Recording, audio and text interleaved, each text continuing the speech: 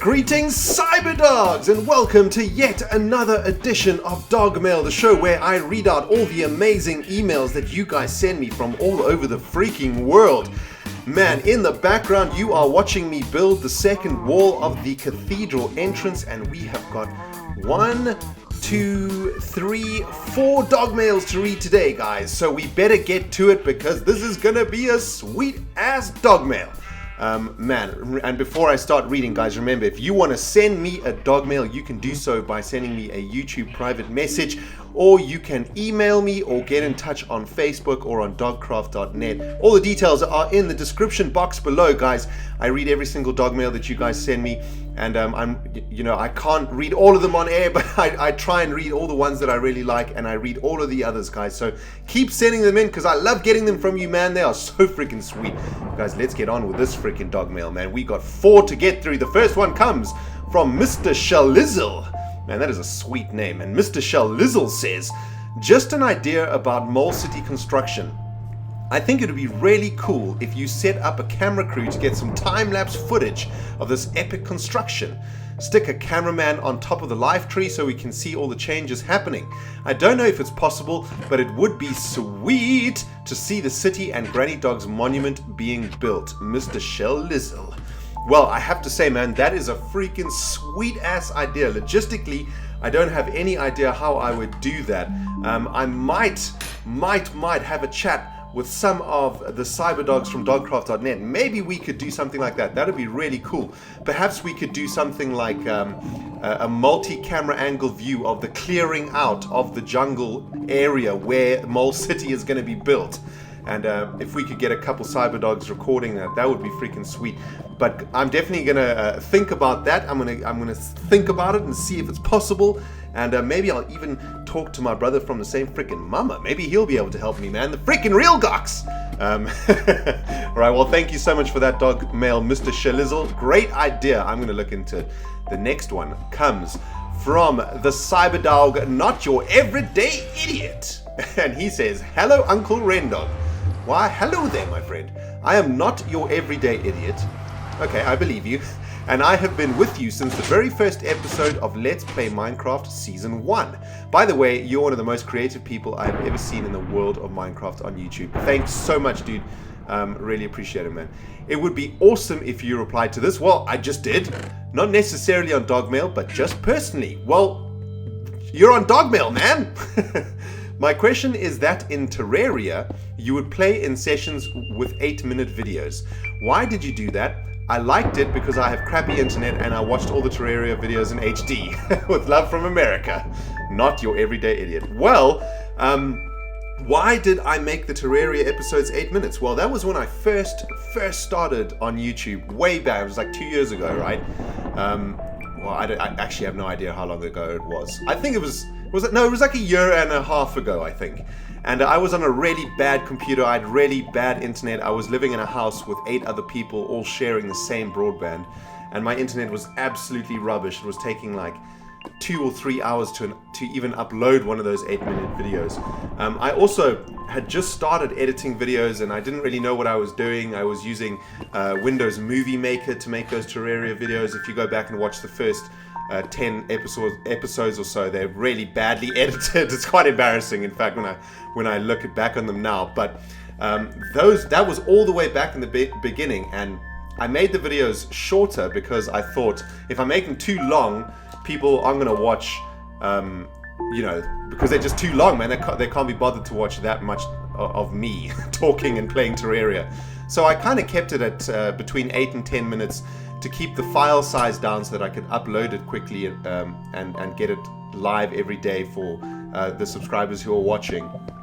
And I did it because I thought that 10 minutes was a good time. But then after a while, most of the messages were asking for longer videos. So I eventually started making longer videos. And now I try to stick between 15 and 20 minute videos. And it often goes up to 25 minutes. But I think that like 20 minutes, 15 to 20 minutes is a good video length on YouTube, anything less than that is a little bit too short. Anything more than that, it like drags on. And man, I hope that answered your question. Not your everyday idiot. Thank you so much for that freaking Dogmail, man. All right, Dogmail number 3, my people. This one. And forgot to say, not your everyday idiot said, P.S. Cyberdogs till death. Hell yeah, that's what I'm talking about. Thanks for getting in touch, dude. Right, the next Dogmail comes from Nerf Ninja 360. And he says the following. Hi, ReNDoG. I'm sending this email to you. Well, thank you, Nerf Ninja. I've been subscribed to you for a long time. About last year, my friend said, you have to check out this YouTuber. The first episode I ever watched was Let's Play Minecraft episode 59. I think you mean episode 69, right? And I thought you were a complete butthole. What? Well, thank you. I don't even know you, but I also think you're a butthole. Just kidding, man. I love you. Then every day after school, I would hop onto my computer and watch every single episode you have ever did. I can't wait to see you play Skyrim and Far Cry 3. By the way, what happened to the series where you crashed on a plane in Minecraft? Check out my channel. I'm starting a Let's Play mods series. Hope you enjoyed my email, Nerf Ninja 360. Well, thanks so much for getting in touch, Nerf Ninja 360, man, and thanks for all the support and for watching all of the freaking videos. Man, that is, I appreciate every single one of you guys who spends all that freaking time watching my videos, man. It's so awesome. I love you guys. So let's answer your question, man. What happened to the series where I crashed in a plane in Minecraft? Well, that series was an experiment that I did with a couple of the guys who were on my Terraria server back in the day, and they were really talented world builders. I believe their names were Strife and JSS, and I do believe that Strife still has a YouTube channel. I think it's youtube.com/conquerspikes, and he did a sweet ass YouTube background for me, and it was a little project that we tried to do together. We tried to make like a cinematic type world with a storyline, and the guys did an incredible job building the world that the movie was supposed to take place in. It was kind of supposed to be like a movie, right? But I did a really terrible job of doing the acting. It was actually really difficult to act in Minecraft. I'm not an actor at all, so it was really difficult to try and pretend that I'd crashed in a spaceship and I didn't know where I was, and I was trying to survive and all that sort of stuff. And it was a really interesting experiment, and the idea was that I would play an episode, and then I would upload it, and then the guys would watch it, and then they would alter the world, and then I would play again.